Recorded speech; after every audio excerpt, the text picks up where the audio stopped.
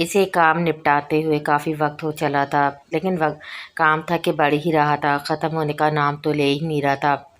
اس کی چائے کا پڑا کپ کب سے ٹھنڈا ہو چکا تھا، لیکن اس بیچاری کو کچھ ہوش ہی نہیں تھا۔ Attention every one!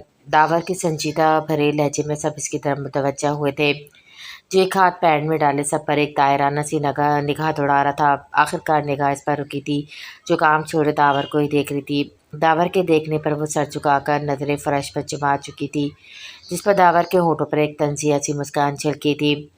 میرے کیبن سے پورے 3 لاکھ غائب ہوئے ہیں، کسی کو آئیڈیا ہے وہ کہاں گئے ہیں؟ اس کے سنجیدگی سے پوچھنے پر سب اپنی جگہ سے کھڑے ہوتے ایک دوسرے کو حیرت سے دیکھنے لگے تھے۔ سر، ایسا پہلے تو کبھی نہیں ہوا کہ آفس کی کوئی چیز یا کیش غائب ہوا ہو، سارا نے مصنوعی پریشانی سے داور کے پاس رکتے ہوئے کہا، جس پر داور نے سب کو تندی سے دیکھا۔ ہاں، لیکن کوئی ہے جو میرے کیبن میں آیا اور کیش لے کر چلا گیا، ورنہ میرے رکھے پیسے کہاں جا سکتے ہیں؟ جس نے بھی یہ حرکت کی ہے وہ بتا دے، ورنہ پولیس کو تو میں فون کر چکا ہوں، تھوڑی دیر میں آ جاتی ہے۔ لیکن اگر کوئی خود اپنا جرم قبول کر لے گا تو میں اسے معاف بھی کر سکتا ہوں۔ اس نے ورکرز کے کیبن کی طرف چکر لگاتے ہوئے روبدار لہجے میں کہا۔ اب لوگ آپس میں چہموگیاں کرنے لگے تھے، صرف ایک ہیری تھی جو خاموش سی کھڑی اپنے چائے کے کپ کو دیکھ رہی تھی، چہرے پہ کوئی تاثر نہیں تھا۔ آخر وہ کیوں ڈرتی یا پریشان ہوتی؟ اس نے کون سا چوری کی تھی؟ لگتا ہے سر تلاشی لینی پڑے گی، کوئی اپنا جرم تھوڑی نہ قبول کرتا ہے، سارا نے سینے پہ ہاتھ باندھتے ہوئے کہا۔ اب سب خاموش نظروں سے سارا اور داور کو دیکھنے لگے تھے۔ لیکن ایسے کیسے سر، ہم تو پرانے ورکر ہیں، ہم نے تو پہلے کبھی چوری کی ہے جو اب آپ لوگ ہماری تلاشی لیں گے؟ ایک درمیانی عمر کا آدمی جو کافی عرصے سے اس کمپنی میں کام کرتا تھا آخر بول پڑا تھا۔ منصور صاحب، میں جانتا ہوں، بٹ چور کو پکڑنے کے لیے سب کی تلاشی لازمی ہے۔ سارا، تم گیس کے بیگ وغیرہ چیک کرو۔ منصور صاحب، آپ میلز کے اپنے لیے لائی کرسی پر بیٹھتا وہ سرد لہجے میں بولتا، نگاہ اس معصوم لڑکی پہ جمع کیا تھا جس کا سرد چہرہ فاقوں کی کہانی بتاتا تھا، آنکھوں میں چھائی ویرانیاں اس کی راتوں کی بے چینی کی کہانی سناتی تھی۔ وہ کیا جانے کچھ دیر بعد اس کے ساتھ کیا ہونے والا ہے؟ وہ تو آج گھر میں موجود راشن کا حساب لگا رہی تھی، جو ایک دن میں ہی چلا جائے گا۔ ابھی تنخواہ ملنے میں کافی دن پڑے ہوئے تھے، کہاں سے لاؤں پیسے؟ قیام کے تو 2-3 سوٹ ہیں، وہ بھی پرانے ہو چکے ہیں، امی کے بھی 2 ہی سوٹ ہیں، کیا کروں؟ کیا تنخواہ کے لیے درخواست دوں؟ وہ اس حساب میں الجھی تھی جب سارا اس کے قریب آئی۔ ہی بیگ کی تلاشی دو۔ ہی سارا کی آواز پر چونک کر اسے دیکھنے لگی، پھر گہرا سانس لیتی ہوئی اپنا بیگ اسے پکڑا گئی۔ انداز میں معصومیت تھی جس پر سارا کو تھوڑا سا ملال بھی ہوا، لیکن سر کے آگے وہ بھی مجبور تھی۔ بیگ کے اندر ہاتھ ڈالتے اس نے چونکنے کی زبردست ایکٹنگ کی تھی، پھر پھرتی سے بیگ کا منہ زمین کی طرف کر دیا، جس کے نتیجے میں سب چیزیں فرش بوس ہوئی تھیں۔ سب نے حیرت سے اس معصوم لڑکی کو دیکھا جو حیرت سے فرش پہ بکھری چیزوں کو دیکھتی۔ آخر پیسوں کی گڈی پر اس کی نظریں پھٹی کی پھٹی رہ گئی تھی۔ ہی نے سرائیے سے نیچے بیٹھ کر پیسوں کو پکڑا، آخر یہ سچ میں اسی کے بیگ سے گرے تھے؟ سب لوگ اسے حیرت سے دیکھ رہے۔ آفس کے پیسے چرا کر آفس میں ہی بیٹھی ہوئی تھی کیا بے وقوفانہ حرکت کی تھی اس کی؟ تو بہت سے اسے غصے بھری نظروں سے دیکھ رہے تھے کہ وہ شکل سے چورنی لگتی تو نہیں تھی۔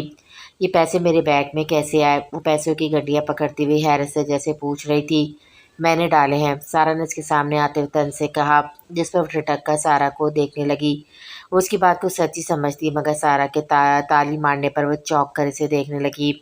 واؤ میسر، کچھ دن ہی ہوئے ہیں تمہیں یہ آفس جوائن کیے، اور تمہیں اتنی جرأت آ گئی کہ تم سر کے کیبن میں گئی، وہاں سے پیسے چرا کر یہیں بیٹھی رہی، بلکہ بیگ بھی دے دیا چیکنگ کے لیے تاکہ تم پر کوئی شک نہ کرے۔ واؤ، داد دینی پڑے گی تمہارے دماغ کی۔ سارا کے ترش لہجے پر وہ آنکھوں میں آنسو لیے سر نفی میں ہلانے لگی۔ نہیں میم، میں نے چوری نہیں کی، میں نہیں جانتی پیسے میرے بیگ میں کیسے آئے، آپ چاہیں تو مجھ سے جس کی مرضی اٹھوا لیں، میں ایسا کیوں کروں گی؟ ہاتھ جوڑے وہ روتے ہوئے بے بس لہجے میں بولی۔ داور کوٹ کے بٹن بند کرتا ہوا اس کے قریب آیا۔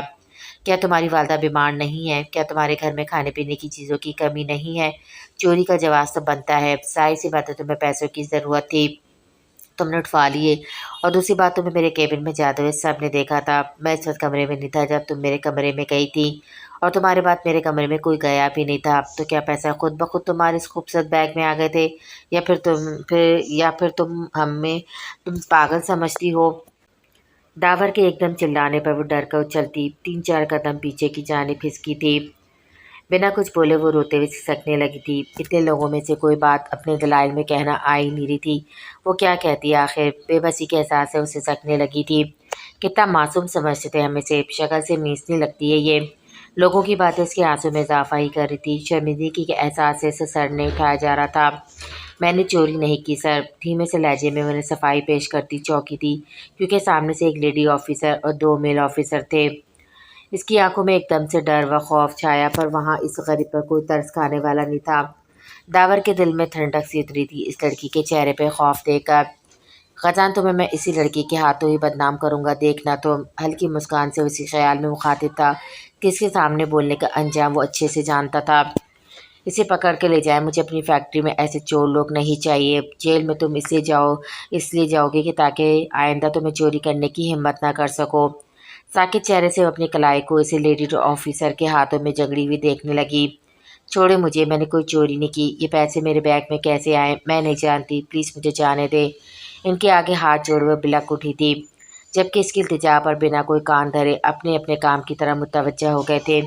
चोरी करके सब पकड़े जाने पर यही बोलते हैं, तुम तो मुश्किल से चोरनी लगती हो, तुम तो शक्ल से चोरनी लगती हो, इसलिए चुपचाप करके हमारे साथ चलो, वरना इतनी मार मारूंगी कि सारी ज़िंदगी याद रखोगी।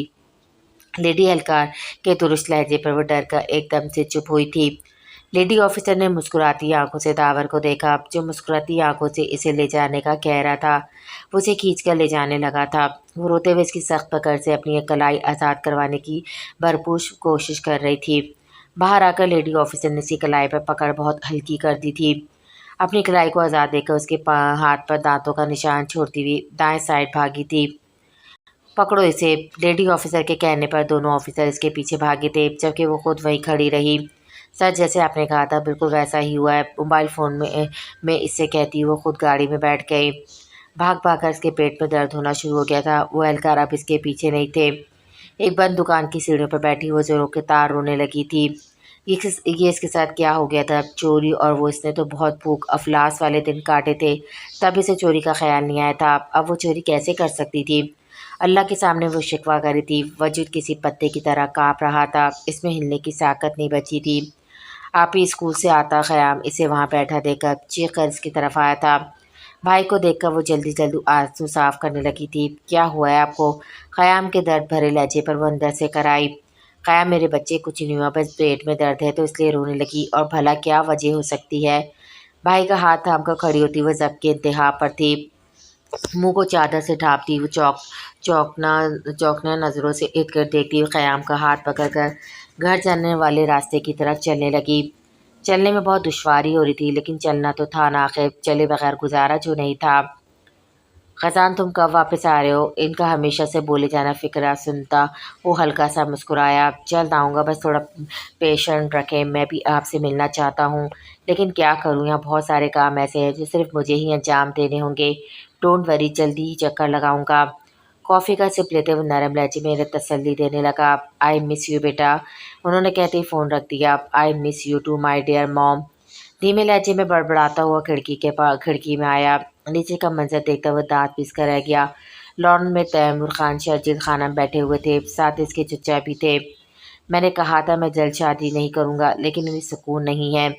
गुस्से से बड़बड़ाता हुआ चाय का कप रखता बाहर जाने वाले रास्ते की जाने पड़ा। इसके लॉन में आने पर सब लोग बातें तर्क करके इसका इस्तकबाल करने लगे थे। मकरूर तासुरात चेहरे पर सजाए वो अपने बाप के साथ वाली चेयर पर बैठा था। बेटा, यहाँ तुम्हारा ही जिक्र हो रहा था। शर्जिल खानम ने खुशी से चमकते चेहरे पर मुस्कान लिए से मुखातिब किया। I know. वो संजीदगी से कहता अपने बाप को सर तासुरात लिए देखने लगा, जिस पर वो थोड़ा चौंकना हुआ। तो तैमूर कब की डेट फाइनल करे? मैं अफजल शाइना के फ़र्ज से सबकदोश होना चाहता हूँ यार। शर्जिल के लहजे पर इसने बेफिक्री से मोबाइल पॉकेट से निकाल कर इस पे उंगलियां चलाने लगे, जैसे ये बात इसके मुतालिक नहीं किसी और के बारे में हो। तैमूर साहब घबराए। देखो शर्जिल, शादी में इतनी जल्दी की क्या ज़रूरत है? अभी सरदार ख़ज़ान को बहुत काम अंजाम देने हैं, इसे थोड़ा काम में रिलीफ आने दो, फिर हम डेट फाइनल कर लेंगे। अभी बस अंगूठी पहनाने की रस्म कर लेते हैं। तैमूर खान की संजीदगी से कहने पर शर्जील खानम सर हिला गए कि और भी क्या क्या क्या कह भी क्या सकते थे। वो काया इंसान था, जानते थे फैसला तैमूर का नहीं सरदार का है।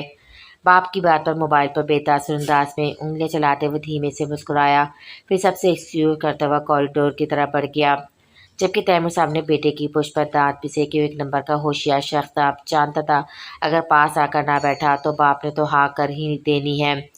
ہاں جی للی کیسا جا رہا ہے آفس ورک؟ اپنی سیکرٹری سے فون پہ کہتا ہوا وہ رکا۔ سامنے سے شائنہ خانم آ رہی تھی، کالی چادر سر پہ اٹکائے، بال کھلے، وہ بہت خوبصورت لگ رہی تھی۔ سردار کیسے ہیں آپ؟ اس کے پاس آ کر رکتی وہ بہت محبت سے پوچھ رہی تھی، جبکہ آنکھیں اس کے حسین چہرے پہ جمائے ہوئے تھے۔ غزان نے سر ہلایا، پھر ایک طرف رکھی کرسی کی جانب بڑھا۔ شائستہ مجھے تم سے کچھ ضروری بات کرنی ہے، شائنہ مجھے تم سے کچھ ضروری بات کرنی ہے، بیٹھو۔ کرسی پہ بیٹھتا وہ سنجیدگی سے بولا، کہیے سردار۔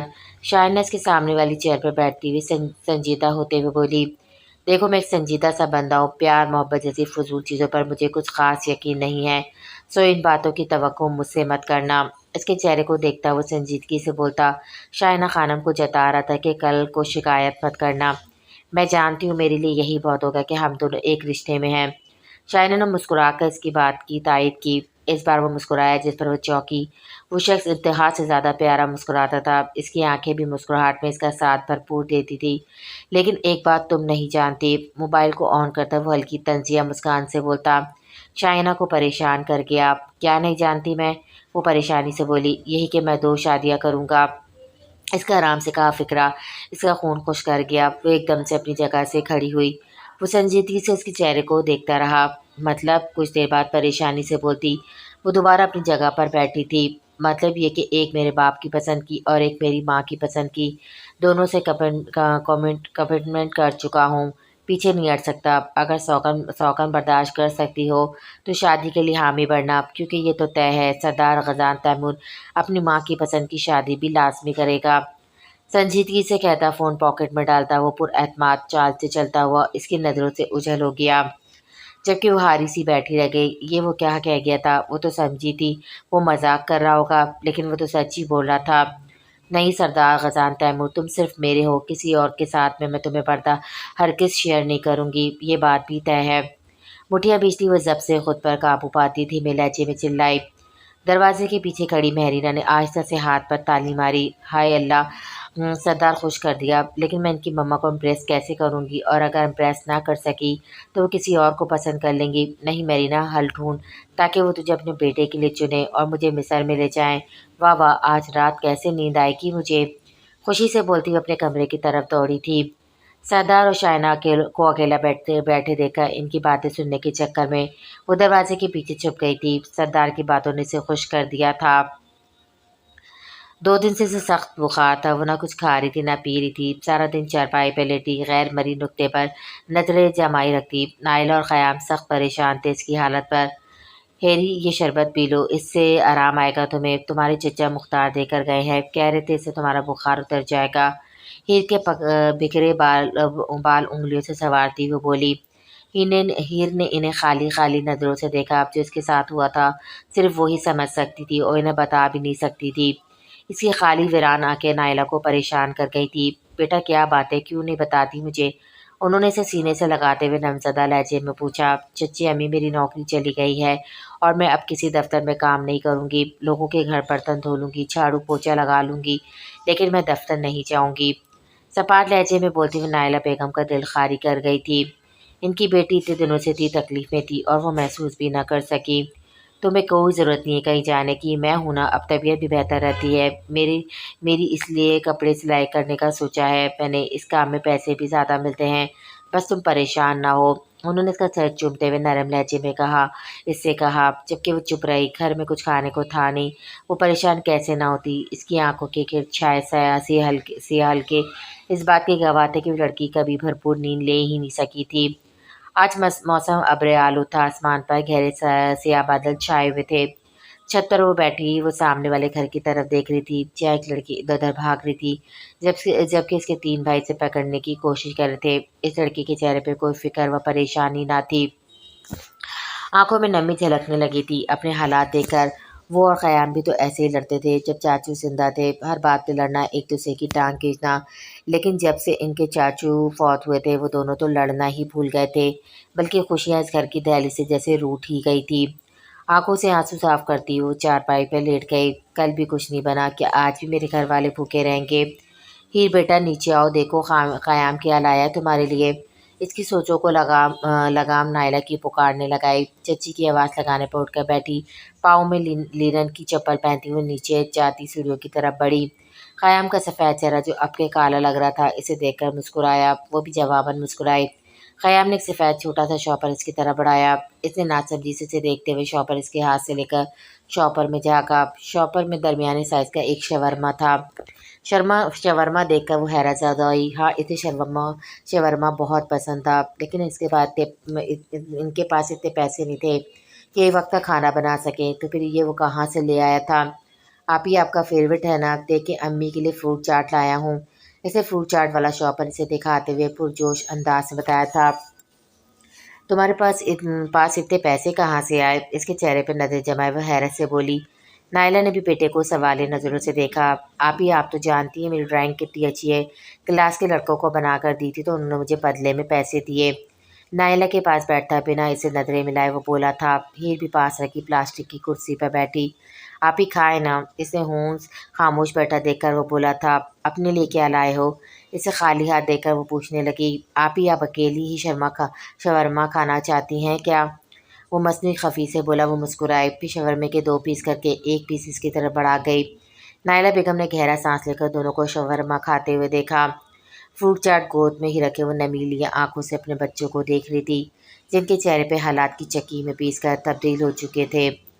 ہیر شاورما کے چھوٹے چھوٹے لقمے لیتی قیام کے مرجھائے چہرے کو دیکھ رہی تھی۔ میں سونے جا رہا ہوں، شام تک مجھے کوئی نہ جگائے، ان کو خبردار کرتا وہ کمرے کی جانب بڑھا۔ ہوم ورک نہیں کرو گے؟ وہ ایسے ہی پوچھ بیٹھی۔ نہیں، وہ اسکول میں ہی کر لیا تھا۔ وہ اسے جواب دیتا کمرے میں چلا گیا۔ امی یہ قمیص مجھے دیں، میں اس کی ترپائی کر دوں گی۔ انہیں ترپائی کرتا دیکھ کر وہ بولی۔ اچھا تم ترپائی کر دو، تب تک میں دوسرا سوٹ شروع کر لیتی ہوں۔ جتنی جلدی سلائی ہوگی پیسے ملنے کی امید بھی جلدی ہوگی نا۔ اسے کہتی وہ شاپر سے دوسرا کوئی سوٹ نکال کر کاٹنے بیٹھ گئی۔ خاموش نگاہیں ان پر جمائے وہ انہیں دیکھتی رہی تھی۔ صدا خزان، کیا میں آپ کے روم میں آ جاؤں؟ ملازم کے ہاتھ سے کوٹ لے کر پہنتا وہ چونک کر دروازے پہ کھڑی بلا جو دیکھنے لگا، وہ جو آج چہرے پر معصوم سے تاثرات لیے کھڑی تھی۔ آ جاؤ، گہری سانس لے کر کہتا وہ خود پر پرفیومز کا بے دریغ استعمال کرنے لگا تھا۔ میں آپ کو تنگ نہیں کروں گی، آپ نہ مجھے اپنی مما کا نمبر دے دیں۔ بنا کوئی اور بات کیے وہ ڈائریکٹ مطلب کی بات پر آئی تھی۔ مطلب اب میری مما کو تنگ کرنا چاہتی ہو؟ کلائی پر اب براؤن واچ پہنتا وہ طنز سا بولا۔ نہیں، میں ان سے دوست تھی، میرا مطلب ہے مستر کے بارے میں جاننا چاہتی ہوں۔ وہ اصل میں اس پر ہمیں ایک اسائنمنٹ ملا ہے۔ نظریں اس کے شائنہ کمرے پر جمائے وہ پر اعتماد انداز میں بولی۔ سیریسلی؟ آئی بروچ کا کر بولتا سے ٹھٹرا گیا تھا۔ جی، وہ پریشانی سے بولی۔ کتنے لوگوں کی باتیں چھپ چھپ کر سنتی ہو؟ اسے قریب آتا وہ سرد لہجے میں بولا۔ جی، پسینہ صاف کر کے وہ حیرت سے بولی۔ میری شادی میرے ماموں کی بیٹی فبیہا سے طے ہے، مائی سویٹ لٹل ڈال۔ مسکراتے لہجے میں سے جتاتا وہ کمرے سے نکل گیا، جبکہ وہ شرمندگی سے ہونٹ پسور کر رہ گئی۔ اف، ایک نہیں 2 ڈائنے ہیں میرے راستے میں معصوم ان چالاکوں سے کیسے نپٹ سکتی ہوں؟ کمرے کی چیزوں کو دیکھتی وہ غصے سے بولی تھی۔ گلابی دوپٹہ سر پہ لیے وہ پیدل چلتی آج کام کی تلاش میں نکل آئی تھی کہ گزارا بھی تو کرنا تھا۔ ہاں، اب یہ تھا کہ 1-2 وقت کا کھانا انہیں میسر تھا، لیکن ان پیسوں سے وہ کپڑے جوتے نہیں خرید سکتے تھے۔ بجلی تو ان کے گھر سے کب کی بجھ چکی تھی، بل کے لیے پیسے ہوتے تو لائٹ چلتی نہ۔ گرمیوں کے دن تھے، اسے کام کر کے میٹر دوبارہ سے لگوانا تھا، اسے محنت کرنی تھی۔ 1-2 گھروں میں کام کہا تھا اس نے، لیکن وہاں نے اسے رکھا نہیں تھا، یہ کہہ کر بیوی تم بیمار لگتی ہو، کام کیا خاک کرو گی، علاج کرو پہلے اپنا پھر کام کرنا۔ آنکھوں میں آئی نمی ہاتھوں سے پوچھتی وہ رکی۔ اس کے سامنے ایک بوڑھی عورت بھیک کے لیے ہاتھ پھیلائے کھڑی تھی۔ ہیر نے اس بوڑھی عورت کو دیکھتے ہوئے بیگ سے 10 روپے نکال کر دیے۔ وہ عورت 10 روپے لیتی ہوئے گریبان سے بندھی پوٹلی میں ڈالنے لگی۔ اس کی پوٹلی سے جھانکتے ہزاروں کو نوٹ اسے ٹھٹکا گئے تھے۔ وہ عورت اب کسی اور کے آگے ہاتھ پھیلائے کھڑی تھی۔ اس عورت کو تعصب سے دیکھتی وہ آگے چلتی رکی۔ آگے روڈ جام تھا، شاید کوئی امیر آسامی تھی جس کی گاڑی کے پیچھے بھی سی گاڑیاں تھیں تو آگے بھی۔ سر جھکا کر چلتے ہوئے لوگوں کا ہجوم دیکھنے لگی جو اس شخص کی گاڑی سے باہر آتے اس کے گرد جمع ہونا شروع ہو گیا تھا۔ وائٹ سوٹ اوپر بلیک واسکٹ پہنے، کلائی پر باندھی براؤن واچ، وہ ہاتھ اٹھائے لوگوں کی محبت کا جواب دے رہا تھا۔ البتہ چہرے پر بیزاری تھی۔ تیمور صاحب بھی ساتھ تھے، جسے خوش اخلاقی سے پیش آنے کا کہہ رہے تھے۔ لوگوں سے بات کرتا اسے زہر لگا تھا۔ آخر اس نے کیا تھا ان جیسے غریبوں کے لیے؟ اسی قدم بے ساختہ ہجوم کی طرف اٹھنے لگے تھے۔ چہرے پر درد والے تاثرات چھا گئے تھے۔ اتنے لوگوں میں اس کا آگے بڑھنا مشکل تھا، لیکن اس نے آگے بڑھنا تھا تاکہ اپنے سردار کو بتا سکے اس کی ریاست کے لوگ بھوک و افلاف سے مر رہے ہیں۔ آخر وہ کیوں نہیں غریبوں کے لیے کچھ کرتے ہیں؟ سارے سکھ امیروں کے لیے ہی تو ہیں۔ وہ راستہ بناتی بہت مشکل سے آگے بڑھنے کی کوشش کری تھی، جو کہ ناممکن تھا۔ ہونٹ بیچے وہ آگے بڑھنے کی تدبیر سوچنے لگی۔ اس کا گھٹ اب لوگوں کو ہٹانے لگے تھا۔ بے بسی سے وہ ہونٹ بیچے سردار کو دیکھنے لگی تھی۔ غزان تیمور خان، وہ جو گاڑی میں بیٹھنے لگا تھا، کسی کی اسپیکر سے آتی بلند آواز پر اسے رکنا پڑا تھا۔ وہ حیرت سے پلٹا تھا۔ سب لوگ حیرت سے لڑکی کو دیکھنے لگے تھے، جو سردار لگانا شاید بھول گئی تھی۔ ریاست میں اسے جرم سمجھا جاتا تھا۔ آنکھوں سے براؤن شیڈ کا چشمہ ہٹاتا اس لڑکی کو دیکھنے لگا۔ وہ اس کی طرف بڑھ رہی تھی۔ لوگ خود بخود اب اسے راستہ دیتے جا رہے تھے کہ یہ بھلا کون تھی۔ وہ سردار کو غزان تیمور کہہ رہی تھی۔ مائک اس نے ایک رپورٹر سے لیا تھا۔ تیمور صاحب سمیت سب نے اسے گھورا۔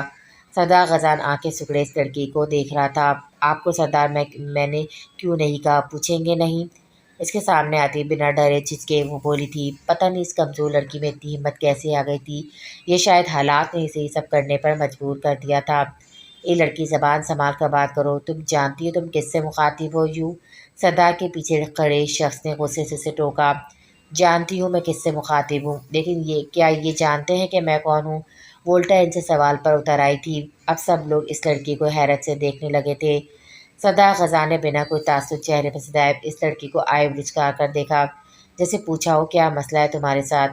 میں ان کی ریاست کی ایک معمولی سی لڑکی ہوں جسے یہ نہیں جانتے، لیکن وہ جانتی ہے، کیونکہ وہ ہمارے سردار وہ سردار جو سردار بننے سے پہلے بہت سے عہد لیتا ہے، جن میں مین عہد یہ ہوتا ہے کہ ان کی ریاست میں کوئی بھوکا نہیں سوئے گا، کوئی بھوکا نہیں رہے گا، یہ سب کی مدد کریں گے، یہ غریبوں کو کام دیں گے، ان کا خیال رکھیں گے، ان پر سب سے زیادہ حق ہم غریبوں کا ہے۔ لیکن یہ اپنا عہد بھول چکے ہیں، تو میں کیوں مانوں انہیں سردار؟ جب میں اور میرے گھر والے روز بھوکے سوتے ہیں، میں ہی کیوں، یہاں پر بہت سے میرے جیسے روز بھوکے ہی سوتے ہیں، تو وہ کیوں مانے انہیں سردار؟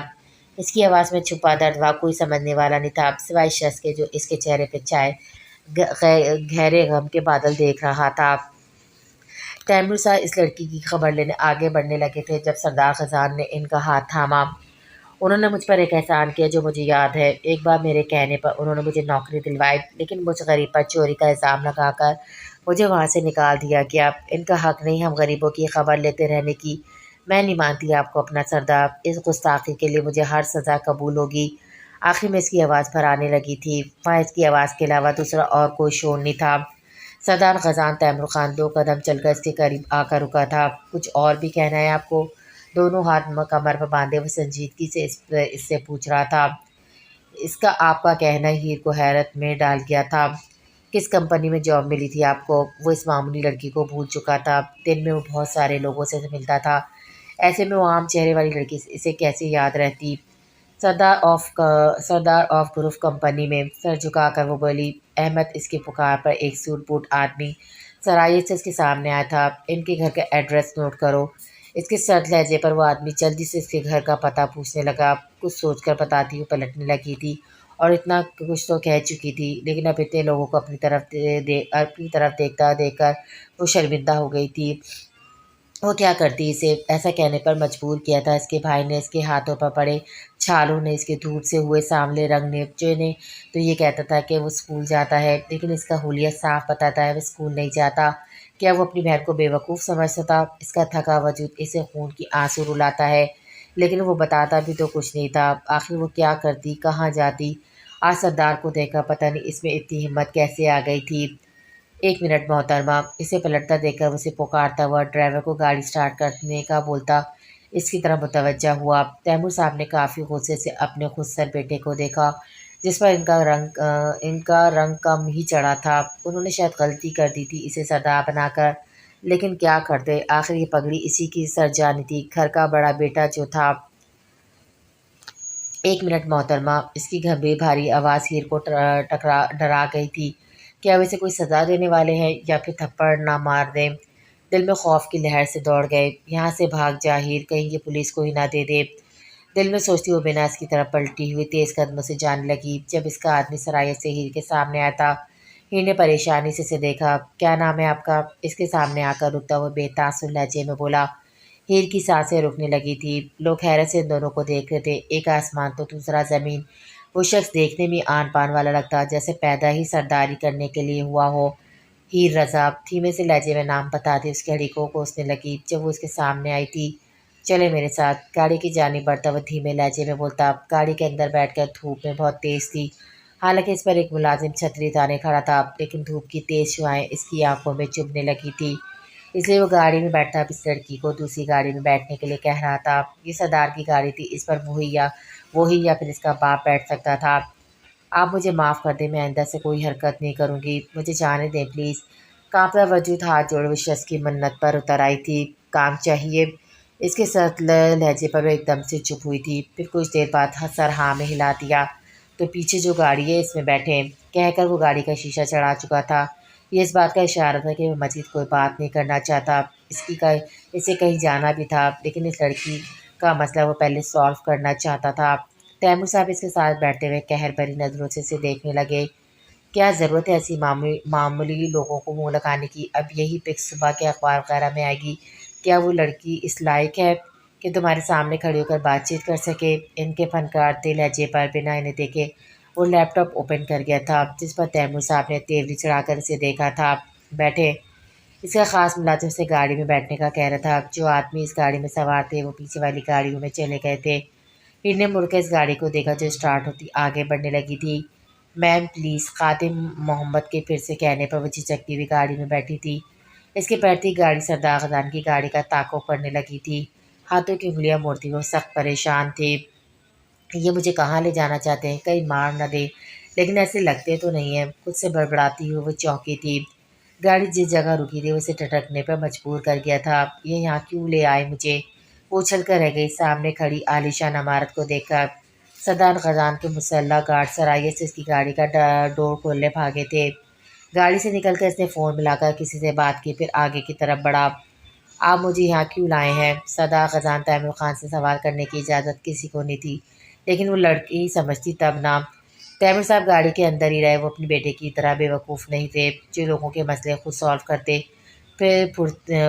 پھرتے۔ ان کے خیال میں ان کے بیٹے کی عقل تو گھاس چرنے گئی ہوئی تھی۔ یہ جاب میں نے دلائی تھی آپ کو، جب تک میں یہاں سے آپ کو نہ نکالوں آپ نے یہاں سے کہیں نہیں جانا۔ چلے اب میرے پاس زیادہ وقت نہیں ہے، سرد لہجے میں کہتا وہ کچھ گارڈز کو وہی رکنے کا اشارہ کرتا اندر کی طرف بڑھا۔ 3-4 اس کے پیچھے تھے، انہی میں ہیر رضا بھی تھی جو قدموں کو گھسیٹتی ہوئی اس کے پیچھے آ رہی تھی۔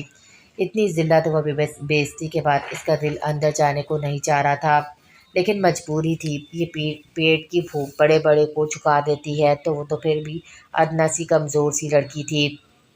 آفس ورکر کام کرتے ہوئے چونکے۔ مین انٹرسٹ زیادہ دور تو نہیں تھا کہ وہ سردار خزان تیمور کی موجودگی محسوس نہ کر سکتے۔ سب اپنا کام ترک کر کے ایک دم سے اپنی اپنی چیئر سے کھڑے ہوئے تھے، دونوں ہاتھ کمر پر رکھے وہ سب پر دائرانہ سی نظر ڈال رہا تھا۔ گڈ آفٹرنون سردار، سب نے یک زبان ہو کر احترام سے سر جھکا کے اسے وش کیا تھا۔ جواباً گڈ آفٹرنون کہتے ہی وہ ہال کے وسط میں آیا۔ اب سب حیرت زدہ سے اس کے پیچھے کھڑی لڑکی کو بآسانی دیکھ سکتے تھے۔ گلابی چادر کو ماتھے تک کھینچ کر لاتی وہ سخت نروس تھی لوگوں کی نگاہوں سے۔